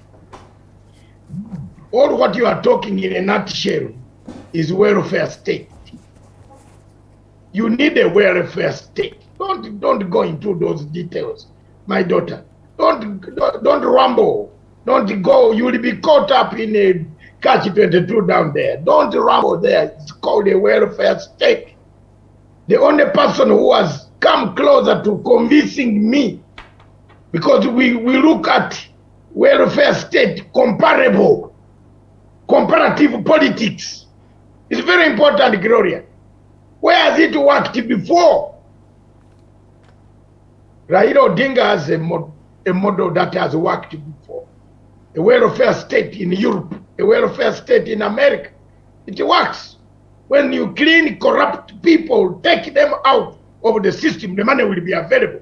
Raila's model is better. Of giving 60,000 shillings per vulnerable family. That is the model Kenyans should embark on and work on. Forget about this thing of old stone-aged martyrdom politics, populist. Because you have found people vulnerable. You are now putting them even in a more vulnerable position by telling them to have a wheelbarrow. How will avocados reach the market? They need a good road from Muranga. 1,000 wheelbarrows of avocado. How will they arrive in Kenya, in Nairobi for sale, export in China?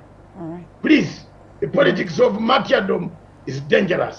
To finish my thing on violence, Raila Odinga does not control everybody in the party or does not control every human being. We should not personalize violence with a leader. Raila Odinga did not tell people in Kondeli. Remember, Mr. Ruto was addressing people peacefully. He never told people to go under stone. Human beings, there must have been triggers. What triggered them to start throwing stones?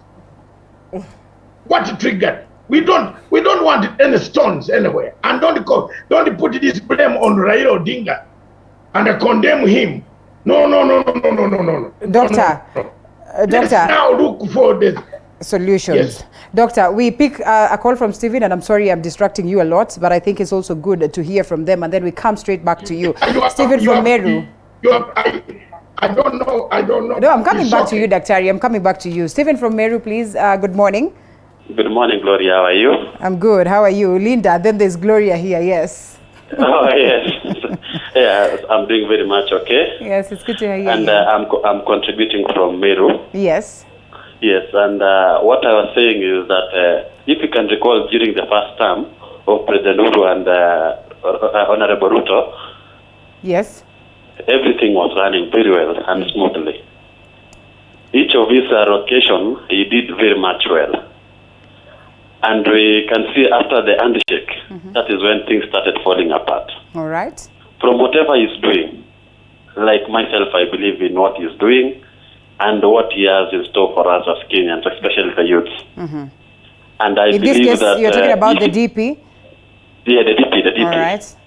Whatever he's doing and whatever he does, especially on the bottom-up approach, I think it's the best way to go about things as it stands. All right. Thank you so much, Stephen, calling us from Meru. Dr. Masanga, back to you. There are some few Kenyans, or well, at least a number of Kenyans that are, convinced that the bottoms-up approach is the way to go. But finish your argument on the violence that was witnessed yesterday, or the intolerance. Linda, that is democratic. A society is democratic. They can think either way. But the truth is that all what my sister Gloria is talking is called a welfare state. Don't ramble about with too many words. You are looking at a welfare state for the ordinary citizens. You know why I like Gloria? In her reasoning, she doesn't reason like another lady called No, we're not going to mention names. Yes, I am honest, man. All right. Say reasons like she's not here. She's not here. Gloria so we will reasons not. like she's in Africa. Yeah. Yes, Gloria, you keep the job, keep it going. You reason very well. Let's say reasons like she's in Europe and she's flying in on Venice. Let's not bring her up here. Let's not talk about her. Yes. Yes. The violence that was in Kisumu should not happen again. The deputy president should always, as long as he's not a quitter, he hasn't quit the deputy president's slot, should listen to the police investigations and intelligence network that sleeps in the cells of those where he's going, and take that advice. 2, his words should be measured. Measured language, tone. Don't come and hand out money to hungry lions in Mara Tsafo Park. I say I brought meat, but there is no more meat now. I will come back tomorrow. That was a wrong strategy. Tuambiane ukweli, Gloria. Hiyo pesa kama mnataka kupatia watu, mupatie watu pole Gloria pole. alisema there was no money. And again, Daktari, if the police want the DP. Allow me to clear that. Get it very I've clear. listened to you, Professor. No. Allow me I am to clear saying- that. There was I no am money saying- that was put. Let's allow him to finish, and then you There will was no clear money that was Gloria. put out. You are not part of that team, so you can. Gloria, let's allow him to finish his line of thought, and then Daktari, make it brief so Gloria can come in. But as well, I'll ask this question, Dr. Masanga. The president. Yes, make it brief. The president announced Adera. Yes. The deputy president announced on the platform. Can you play the clip, please? All right. Play the clip. Or He now this is said, based on what he "I says have he's going to given bring in you form of this goodies. 2 million." Okay. He said, I have given I'm going to give you 2 million. All right, Can you play the clip? All right, okay. Because we don't want Gloria. Daktari, I think you're very... Gloria to walk out. That's a bit different. Now we understand what his point but he's in this confusing. case. You're misleading. You're misleading the electorate, the audience. I'm not misleading. Because the money that the police... I am only telling... Daktari... Let's listen to him and then you're going to come in. I've had him, Alela. So I've but he has to finish his line of thought, he will never finish. He will never finish. Daktari, make it brief. Make it 1 minute, Max. I was only saying the announcement of the deputy president on top of his car about the 2 million shillings he had brought is the trigger of the confusion. That the deputy president in the future, when he has got this money, let him give to his people for services quietly, because it sparked. Fair enough. Now let's have Gloria. Yes. All right, fair enough. Point I want to... Let's allow Gloria a minute. I'll give you another minute to wind up on that particular point. Gloria. The issue is, and that's why I was saying he's confusing the audience, the letter that came from the police did not talk about the money, the what we would call now his contribution. They're talking about the handouts on ground. They were talking about that apparently that money was spent to mobilize crowds.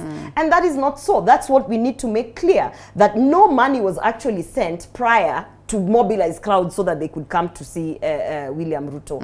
And that's why when you say, he's saying the deputy president should listen to the police. How can you listen to an institution that is outrightly alleging false statements? But so, false or not false, Gloria, this is what I would want to understand. If the police were to give this intelligence, then it means they should be on ground again to make sure that the situation is contained. The question then would be, why did this play out in the presence of police? Alela, can I tell you something? I might be new to politics, but I've been in situations where the police, for instance, the other day when we were arrested with the deputy governor of Kisii County, and the police alleged that we were having meetings with the people so that we can plan on violence. I was literally, it happened to me where apparently their information was false. So don't tell me that now the police wamekuambia Lela usitembe kwa ground yako because uko kutakuwa na vita, and then you will just sit and say, oh, police wameniambia nisitembe so nisiende. That is nonsense. So those allegations, first of all, and by the way, a statement should come out from the police. Allegations that money was given beforehand, those allegations are false and coming from an institution that should be independent and should have a political obscurity. That institution must come out and give an apology because those allegations were wrong. Now, when it comes to dishing out money, I'm seeing people are very agitated because their preferred presidential candidate is not a philanthropist. It is not our fault that Raila Odinga does not like helping. It is not our fault that he does not like contributing to churches or to youth groups. It is not our fault. His style of politics is selling us metaphors and selling us vitandawili and whatnot, and we respect it. We don't start questioning him, hizi vitandawili tutakula ama tutafanyia nini?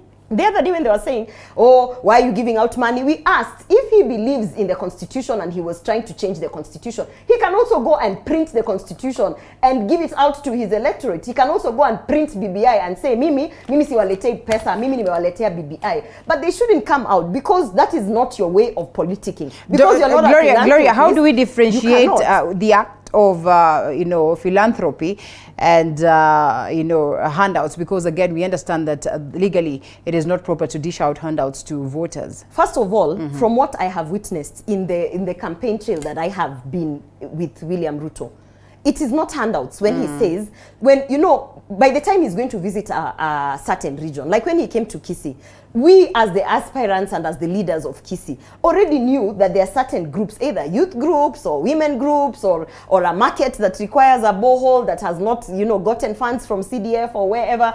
And we're saying these are the needs of the people. Right. And if God has blessed you enough and you have a little money in your pocket, we are asking you, can you at least, while you campaign, just demonstrate some of the things that you're going to do once you are now in full force in government? And by the way, Linda, I have, for me as well, I'm campaigning. People ask me, unaenda kupatiana uji kwa mashule, because I have a nutrition program that gives porridge and bread to vulnerable schools.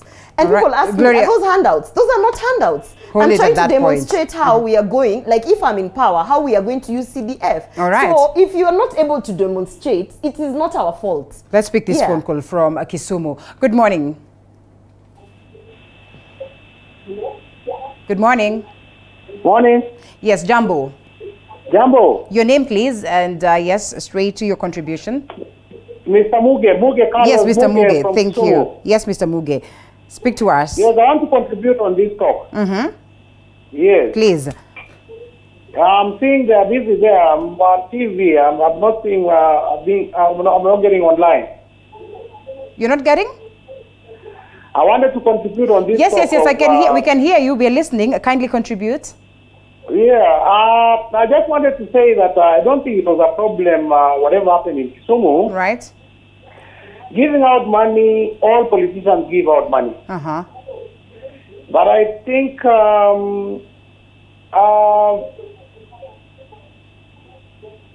yes, we yes, can how hear are you. you? Yes, we can hear you. You might need to reduce the volume of your TV. That could probably be getting you confused. But we are listening to you. Yes. Yeah, I was saying that it's not a problem. All politicians give out money. Yeah. And if the police were really aware of the syndicate that there was a link that people would maybe cause chaos. But why only Kisumu? Because Mr. Ruto has been giving out money maybe in wherever he goes. All right. I don't think it was a big problem giving out money to those border people. But I think the problem is that if you say that this is a bedroom for whatever politician, that this is a bedroom for Ruto, this is bedroom for Raila, I don't think that is the way to go. I think Kenyans should really wake up and we do politics in a stylish way. Right. Because we can't continue like this. Because even Ruto himself also has his bedroom wherever he is. He comes. If Raila comes, Raila was in Eldoret the other time, and he was given a nice welcome to Eldoret, and there was no problem. But my problem is that bringing someone like Masanga or this guy, I don't know if he's a Kenyan or he's a Uganda. I think that would be misplaced, to be honest, because before, well, he comes from a certain place. He's a human being, and he's actively watched what is happening in the country. And I think it's only fair, in the spirit of Pan-Africanism, that we also weigh in what is happening in Nigeria and other countries. Gloria, as you come in. Yeah, thank you so much for calling us, Mr. Muge. Absolutely, I agree with you. Every Kenyan has a right to participate in Kenyan politics. And beyond. And beyond. Right. So I think the issue of where Daktari comes from is irrelevant. I would say the issue on money, we've exhausted it. I like the point though that the gentleman has brought up. Yeah. He has been going everywhere and he has been doing the same thing. Why particularly in Kisumu did we witness this? And by the way, I'm also in agreement that Raila Odinga does not control everybody in Luo Nyanza.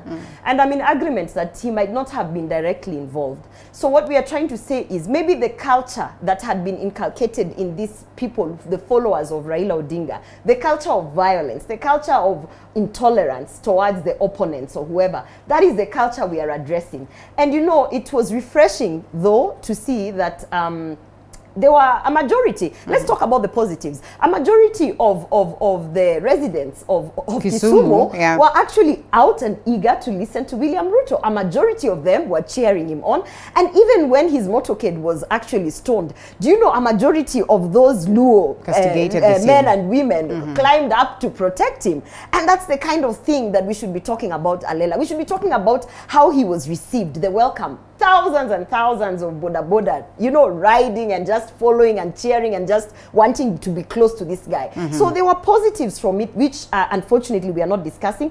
And maybe let us focus on the positives. I can tell you that when Raila Odinga comes to Bobasi constituency, we will receive him, you know, we will listen to him. I am vying for Bobasi, MP for Bobasi, and I'm vying under a UDA ticket, and my preferred presidential candidate is William Ruto. If Raila Odinga comes to even my ward where I will be, we will receive him. We will listen to him. We will try to understand what he's saying, because we are certain that the electorate is not stupid. The electorate is able to compare and contrast and say, we analeta nini, where will I go? So that is the democracy we are trying to push. Well put. Dr. Your parting shots. We have only about 2 minutes, so they're about to close this one. Thank you very much. although you have allowed Gloria to play the bigger part, and I play yours in the shortest time possible, Dr. I know you are capable of doing that. I thank you. Yes. First, I condemn violence. Violence anywhere in Africa, in Kenya, any part of Kenya is not worth it. Now, Gloria, take this message home, that now don't you see why you needed a redemption strategy of BBI? Have you seen? Have you now seen? Right. You have seen. Two, the deputy president should always, as long as he's constitutionally a deputy president who is a ghost worker who collects allowances which he dishes out. Now I've found out from Gloria that he has free money that he dishes out. No, it's not free money. He has made enough. I think that we've had this debate before, Dr. No. He's been elected alongside the president of the people of Kenya. All right. Okay. Finally. Right. Yes. Finally. Yes. Raila doesn't have that free money.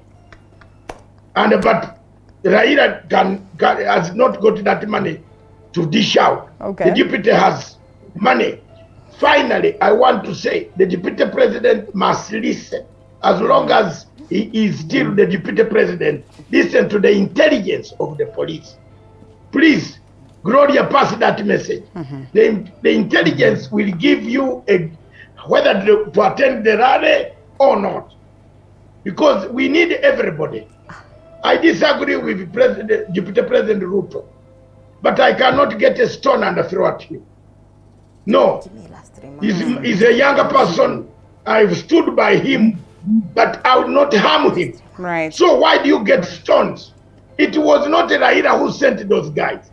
It was something that was inside there, which we know, which the police has written in black and white, that there was some handouts and some people who fight again on these handouts. Let's bring a welfare state of giving vulnerable families money that will create a good, conducive campaign other than having this wheelbarrow bottom-up situation of Gloria. Thank you so much, Dr. Masaga. And because on equal measures, this has been received, others argue, well, the argument was balanced, was not fair, everyone is supporting their own preferred candidates. We put a disclaimer on everything that has been said. The views of the guests this morning. Thank you so much for speaking to us, Gloria Uroba. Thank you so much for speaking to us, Dr. Masaga. The Hustler Nation is still strong. All right, we wait and see. Time is moving very fast. We watch to see what will play